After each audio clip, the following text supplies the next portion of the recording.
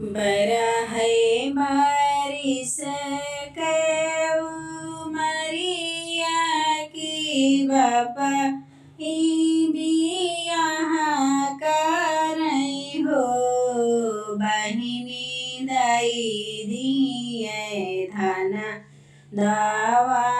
दौलतिया की रुपया से पैसाई हो बहिनी दई दिहे दाना दहेजवा कमी कुछु नाही कमी कुछु नाही नेऊ बहिनी दई दिए रुपया पैसावा कमी कुछु नाही कमी कुछु नहीं करे हो बियाही थावही बेटी गाई की अपने ससुर घर हो बहिनी सासुवन के बोले बिरही बोली सहियो नाही जाई सहियो नाही जाई हो बहिनी सासुवन के बोले बिरही बोलिया की लो न जाई की लो न जाई हो बेटवा के बगले बैठावई की बेटा कई समझावई की बेटा कई समझावई हो बेटा तुहरी बहुआ कुछु ढंग नाही गरीब बेटी बाटी हो बेटा नैहर से लावे ना थान दौलतिया ना दाना दहेजवाई हो बेटा कैलियो दूसर बियाहवा दान दहेज मिली है गाड़ी फोर व्हीलर हो बेटा मारी डरबई का बहुआ की नामे गड़बे दूसर बियाह करबई हो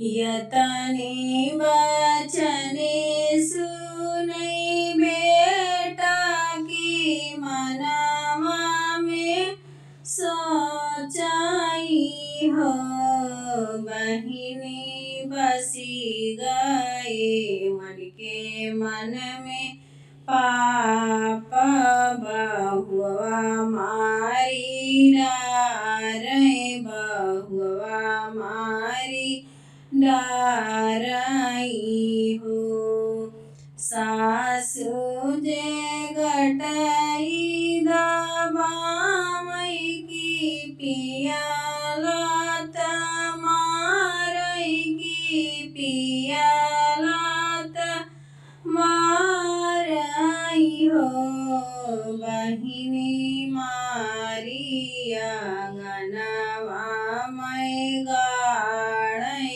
बहुआ मारी डारई हो बहिनी बहुआ के मारी डारे आंगनवा बीच गाड़े आंगनवा बीच गाड़ई हो।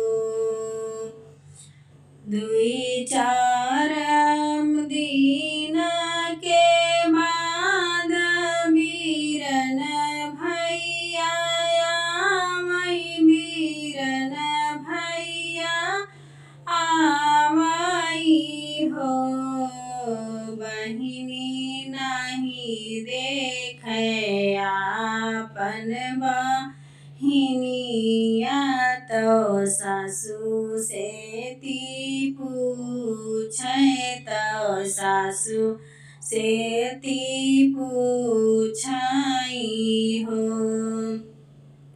काऊ कही मोरे भैया कहत लाज लागई हो।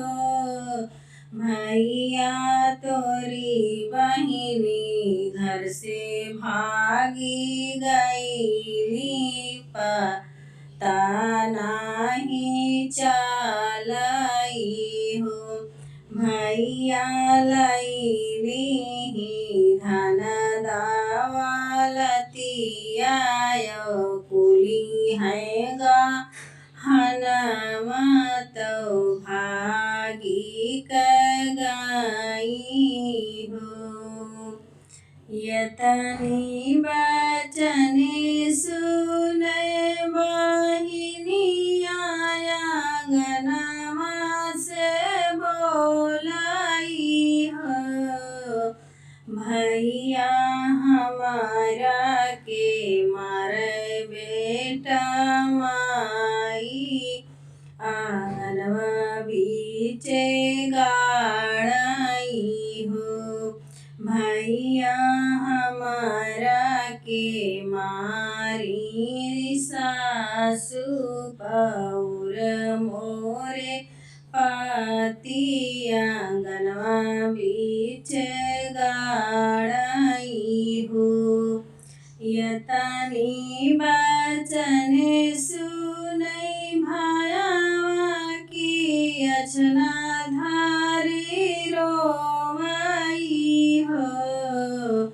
मैया कवन गलतिया की बहिनी बहिनिया मारी डारी हो।